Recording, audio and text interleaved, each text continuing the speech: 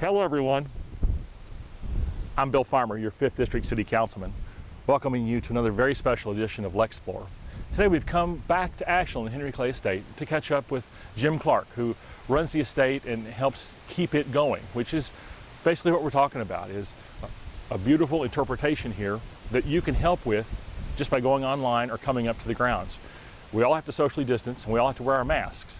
But remembering our history and celebrating Lexington and Henry Clay is all part of that too. Please join us for a nice conversation.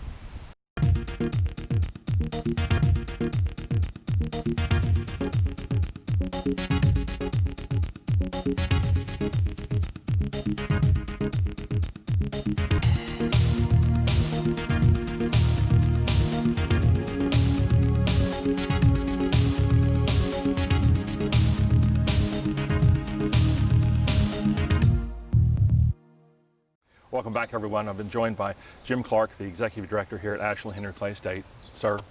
Thank you. Congratulations on just being here, for that matter. I mean, you have done this job how long now? 5 years. I was going to say 5. Yes. You have done more to reinterpret the house and grounds than anybody I remember. And finding new audiences, I never understood what your product was. And you've educated me to that. Thank you. Congratulations. Well, it was important. I mean, for us, internally we know how important Henry Clay's legacy is. Yes. And we also knew how broad it was, and yet we really weren't telling that story, so that's why we created the Women's Voices Tour. Yes. That explores the life of 5 generations of women who lived here at Ashland and who were either an aid to or very influenced by Henry Clay. Okay. The last one really being Madeline McDowell Breckenridge, who we are celebrating this year because she was so heavily involved in the right for women to vote. Mm-hmm. And that'll be celebrated primarily in August, when it's the 100th anniversary of the 19th Amendment being ratified. Yes. And there's a marker here to her. I read a little bit of it earlier. Yes. That's perfect timing. Yep. But highlights kind of your new agenda here, or Yes. having something else. I agree. Growing up, this was a tour of a building and furniture, not an endeavor into the man or the family or the deeds. Well, and that's where we decided to take it even further, because I think if people knew about Henry and they knew that he spent so much time in Washington, D.C., Yes, sir. Who was really running this place? And as we started exploring his interest in farming and agriculture, we learned much more about the enslaved that were here at Ashland. Sure. And we know that over the time that he was here, he had over 122 slaves during the 50-year period. And it's an amazing amount. That is a story that we are now telling, and we were really excited this year because we'd been working on it for 2 years. Yeah. And this March was supposed to be when it was launched, and obviously we were derailed by the virus. But now that we've started our tours again, the Traces tour is back on the agenda. Good. And people are taking it, and we're getting a very good response for that. And people, they know about Henry's great accomplishments, but also we know that as the great compromiser, he was dealing with the issue of slavery. It was the growth of the Union, but also how to contain slavery and make sure that the states were balanced in that growth. Yes. And so his life was informed politically and personally by slavery. So why wouldn't we want to tell that story? Well, it's poignant and true, and in our times, very important. Well, and also the fact, what we wanted to do was try and find the voices of those who were enslaved, and not just talk about what they did for Henry as, with his thoroughbred operations or with hemp or corn. It was more about who they were as humans and the families that they had that were connected to Ashland and then later on in Lexington. So it tells a more rounded story, and one that's about them as people, not as chattel. That's perfect. So you're open here now in some capacity. Yes.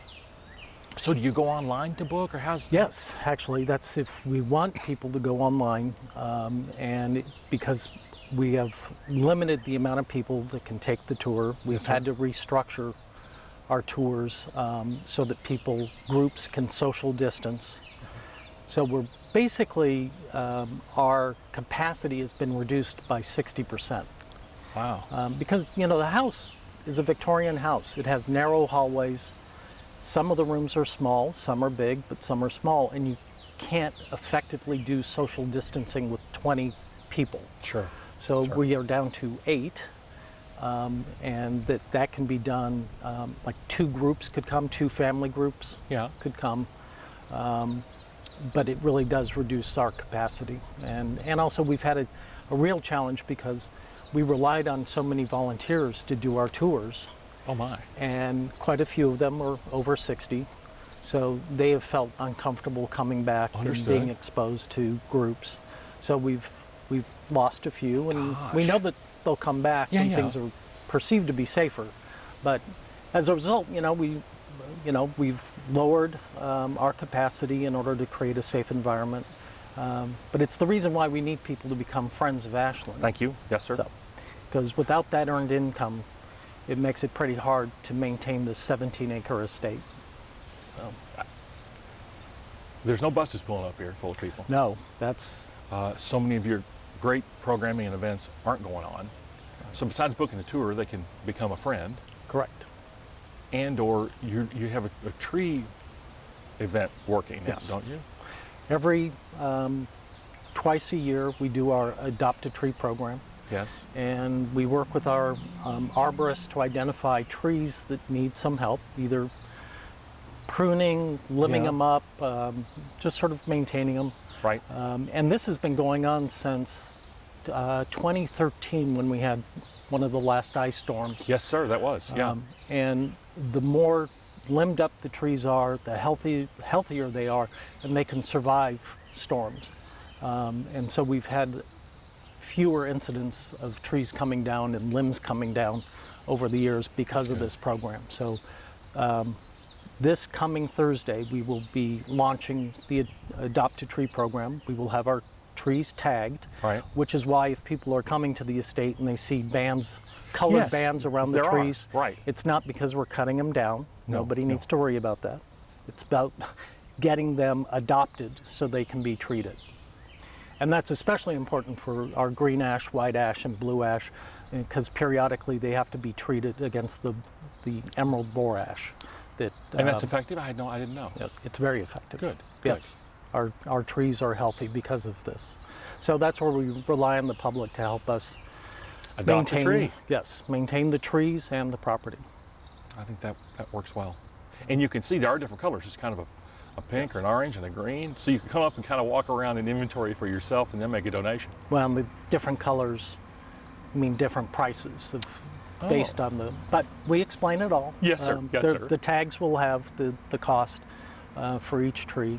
But on Thursday, going forward, people can come and they can rip off part of the tag and take it into our new museum store that is in the cottage. Yes, yes. Which we were pointing to Yes, our new. love the logo. New logo.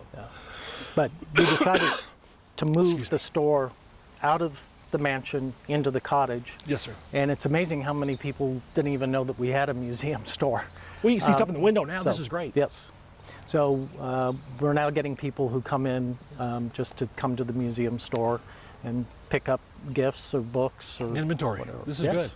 So, but that's where people can either go online for Adopt a Tree or come here and pay for it in the store. And the Ginkgo Tree Cafe. The cafe is open It's a great and place. doing very well. Yeah. We did move our tent up onto the patio. I see. So now even if it's drizzling or raining, people can still have lunch here. And that's all socially distanced, I can see from here. Yes. Yeah. And then is there there's a night event during the week? Selma's Catering has been exploring doing a grill out on Thursday evenings, Yes. but it's depending on the weather. Well, yeah. So that's something that they should go online at Selma's Catering to see what the schedule is. Okay, very good. Thank you for that. So. And then you had mentioned you have some hemp around front? Yes, this is our fourth year of growing hemp. we were one of the first demonstration plots in Kentucky, along with other historic houses like Waveland. Sure. And I'd like to say that we were part of that effort that helped bring hemp back as a commercial crop. And thank you for that. I mean, it's so important for this state, for its future. It's Yes. such a versatile crop. Well, and that's where, for us, it's integral to the story. The hemp was Henry's big cash crop. Really? So that was where he had his great ups and great downs with hemp, because sometimes it was not as lucrative as possible, but it also, his hemp production influenced a lot of his political issues, like in terms of free trade and tariffs against Russian hemp coming in, being used by the Navy. Well, this is great stuff. As well as interstate commerce. And because hemp was used to make rope. If that's yes, and cloth for bags for cotton down south. So corn was later, or not at all, or Oh, it was part of it. I mean, he had sweet potato, corn, hemp, the cattle, hogs. He had everything. he was there. working farm. Yes. So with the demonstration crop, what happens with it? What do you grow it and then? We are working with Kentucky hempsters, Okay. Who maintain the plot. They grow it to show, really just to have a place where people can come look at the crop itself. Yes. And learn about the hemp production. So this doesn't go on to do No, but it's anything, part but- of the nature up here. So it's inside that. What do you call that fence that's around that? a wattle fence. It's very interesting. It's woven looking. Yes. And it was common back in the day to have fences done like that, especially if it was a temporary project, like moving hogs around or whatever. They might put up these fences to corral them. But they were very mobile in a way, and just using things that you would find on the estate. Oh, sure. That would have grown here, yes. Yeah. And then what's the other one closer up here that looks like a twisted cone? Well, that's artwork from Well, it's beautiful. from the gentleman who created the wattle fence. He had extra willow branches left over, so he just created more of an abstract form with it. It's very special. It is. And I have done well here at the Christmas event buying stuff, because you have great people at that time, and hopefully we can get back to that. Yes. I don't guess really you got anything going outside programming for the foreseeable, I guess. No, and we had to cancel the lawn party, which normally was in late June. Right. We pushed it to the end of August, but as things have developed, that just seemed impractical, and was not in our best interest to try and hold some big event here with 400 people. I understand. So, I understand. And I guess that goes for the jazz event on Labor Day too. correct. So Although we are trying to figure out ways of working within guidance and working with some of the artists that we've worked with in the past, of trying to figure out how could we do something. perhaps small scaled down projects. But obviously it can't be something like Jazz on the Lawn where it's, everybody no. just comes and shows up, It's and we've got it's a beautiful 1,000 event. people It's back here. wonderful. So, but we've got to find a way to do something. So It's like going to church. There's nobody in there, and poof, everybody's here. It's like they just drop out. yes, But it's a great crowd, a great event. We look forward to that. But in the meantime, it's just important to come up here to enjoy the serenity, yes, see the opportunity to help with the adopt a tree, and or become a friend of Ashland, because that's really the main thing. Yeah. So I'm glad to help you do that and help folks come this way. And we'll be wearing masks doing it, but it's nice to talk to you without a mask on for a few minutes, I got to tell yes. Well, but that's, we've got to have our masks. you. I laid mine down. If you I've want got to it take with a me. tour here, you got to wear a mask. This is good, and it's So- all good. I usually wear it. I just find it hard to interview and do it, so that's the only reason we took it off. We look forward to seeing you up here again, or if there's something we should come know more about, please just let us know. I will do that. Jim, thank you. Thank you. I'm Bill Farmer for LexPlore, and we go out and around the neighborhood a lot, and if there's a place or a theme or a topic you'd like for us to explore, let me know. Bill Farmer, thank you very much.